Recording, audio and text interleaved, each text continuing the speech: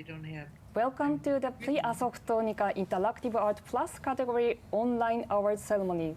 I'm Emiko Ogawa, head of Prix Electronica, and our artistic director, Stalker, is here, and our special guest, Simon Weckert from Germany, is here on the studio. And of course, via online, our special guest, I would like to introduce Lynn Hershman Leeson from US, and the Lee McCarthy, excuse me, from US as well. Welcome. Welcome. Welcome. Welcome. The interactive art category has already started in 1990, so already like 30 years ago. And because of this increasedness of a lot of varieties of the artistic project and also the methodologies, that we put the plus into the category name in 2016. And this year, the first time since the inception, the jury meeting has held in entirely online. So these 5 jury members, yes, Duane Choi, Stefan Tiefenglaber, Sabine Himmelbach, Haitham Navar, and Vlad Androla. So they found a lot of socio-political intervention projects, also a lot of AI projects, ecology, climate change topic project as well. And now I would like to ask Gerfried to introduce the award-winning works of the Interactive Art Plus category this year. Thank you very much. It's my big pleasure, and we should immediately start with the honorary mention. So we have a total of 15 projects, Golden Nica, the first prize, 2 awards of distinctions, and 12 honorary mentions. And of course, it would be great to present each of these projects as really a wonderful variety of very different directions that interactive art is emerging and constantly evolving. It's really great to see that the dynamic of interactive art hasn't been going away since the early 90s when Ars Electronica started this category. And I think it's still on the forefront of this research, investigation and development that is so necessary to come to a new culture of combining the human and the technical spheres. And I think both projects that we have to present now as award-winning projects, as awards of distinctions, are showing a very strong socio-political awareness of artists who are working in this sphere. And I think this understanding that the digital space is not a technology, it's not an infrastructure, but it's a social space where we live in, is one of the very key elements of artistic work. And that's why I'm so super happy that one of these awards of distinction this year went to Simon Weckert for his really wonderful project. I mean, it's a charming, a funny project, but on the other side, it's really totally on the point, showing us the power structures behind our data world. But please, Simon, could you give us some explanation to this project now? Yeah, the project is called Google Maps Hacks, and what I did in the project was that I used 99 smartphones and put them into like a little red wagon and was carrying this wagon in the streets of Berlin. And what happened was that I was generating virtual traffic on Google Maps. So you might think, okay, interesting, what's that? So basically, with this kind of performance, I call it performance, or actually also like a hack, I was able to, at some point, empty the streets by cars, especially the cars which are using navigation tool like Google Maps.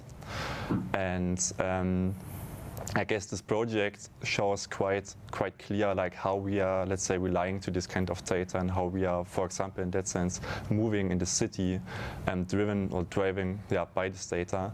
And for me, it's actually the project is to me like a kind of a tool, or let's say a statement to say like, yeah, here at this point we can somehow fight back, and we can actually also design, we can actually influence, we have some kind of power for these tools.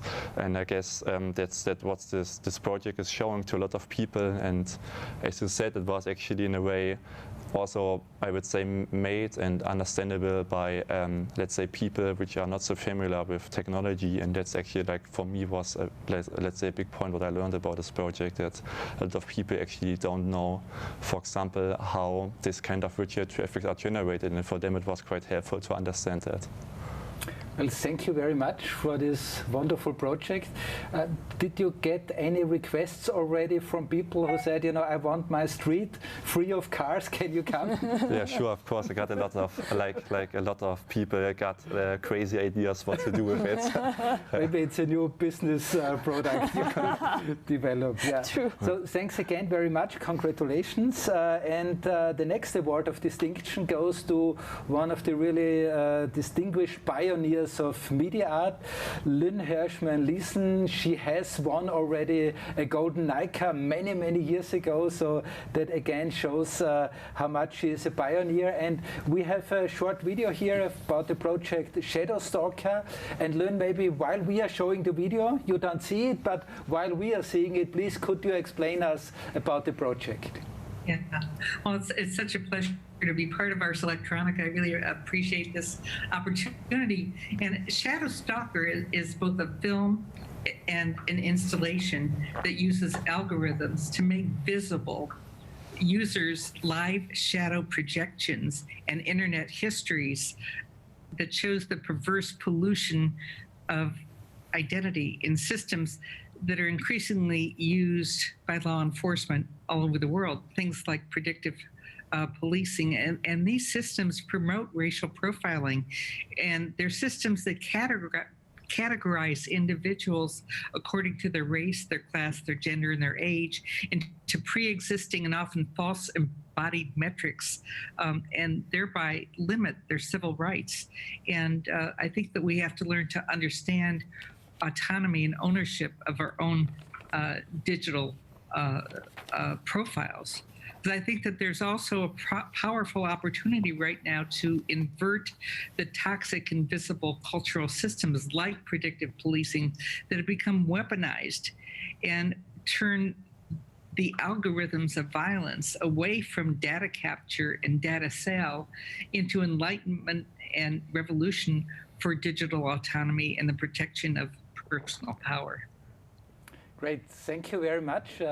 It's really a very interesting project, very much also in the line of your work for so many years already. And I think with both projects, we are really deep into these digital structures that are governing our world right now. And this is also where the Golden Nica is going this year. And I'm very happy to announce now, officially here online, the Golden Nica this year goes to Lee Mccarthy, again for a wonderful project. It's called Someone. And while we are showing a project, I would like Lauren to already start to explain a little bit about this project. Thank you so much. I'm so honored to be here. I guess a few years ago, disturbed by the way we willingly gave our privacy and access to intimate spaces over to smart devices, I started doing this series of performances where I tried to become Amazon Alexa. And the performances would start with the installation of a series of smart devices, including cameras, microphones, switches, locks, faucets, and other appliances. And then I would remotely watch over the person 24 hours a day and control all aspects of their home. And so someone grew out of a desire to share this experience with others, particularly that seeing it from my side. And so for a 2-month period, 4 participants' homes around the United States were installed with a similar human smart home system. And then a gallery housed a command center where visitors could peek into the 4 homes via laptops, watch over them, and remotely control. Visitors in the gallery would hear smart home occupants call out for someone, prompting them to step in and respond to their needs. And ultimately, this project's about presence. You know, the inhabitants are constantly aware of someone's presence, and gallery visitors became aware of their own presence too in the process. And in this work and in all of my work, I'm trying to find human metaphors for understanding these systems that I think we weren't built to have an intuition for. You know, we willingly grant access to our data or our live feeds to corporations or to governments, but does knowing a single human sits on the other side of the system shift our perception? Suddenly we become aware of what's at stake and what's possible. So those are the questions I was thinking about. And in the gallery, you see the playback from that initial performance. Wonderful, thank you very much. I really like very much the point that you are putting here, that we don't have intuition, we don't have senses for this digital reality. And so probably it is a very important role of artists to help us to compensate for this by creating scenarios, stories, giving us pictures, images, and symbols that allow us to understand how we are handling with this. So in lots of your work, you have been sort of say, transferring these technology-induced processes into pure art situations of galleries. How was the response? I mean, was this something that where you were immediately welcomed by the art area, by the galleries, or did you need some time to explain it, to sell it to them? I think it depends a lot on the gallery or the space. And some are very conservative, and so sometimes it's hard to understand how this immediately fits into a more traditional program. But I've been lucky to work with a lot of spaces that were really open to experiment, to the extent that sometimes I'm installing something or setting something up, and I'm just like, who let me do this? Like, what's happening right now?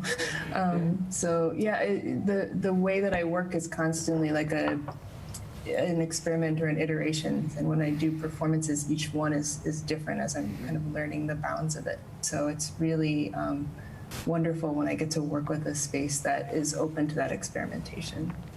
And in terms of the visitors who experience this topic now via your performative projects, via your installations, what is their feedback? How do you see how much can they understand it? Is it just like seeing it as a work of art, or does this educational aspect also unfold for the visitors?